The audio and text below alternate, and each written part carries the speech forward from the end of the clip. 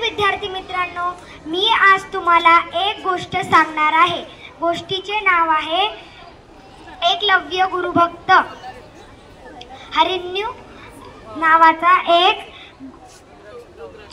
नावाचा एक भिल्लांचा एक राजा होता।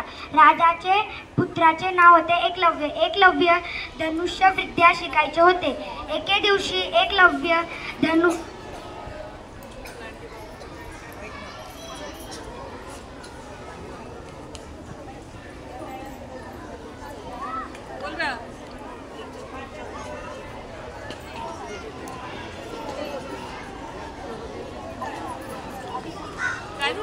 द्रोणाचार्याकडे गेला।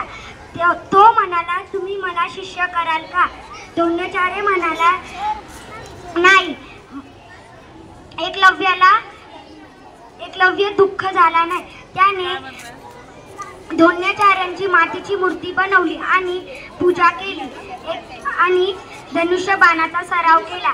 एके दिवशी द्रोणाचार्य आणि कौरव पांडव हे रानात फिरत होते। त्यांच्या बरोबर एक कुत्रा होता।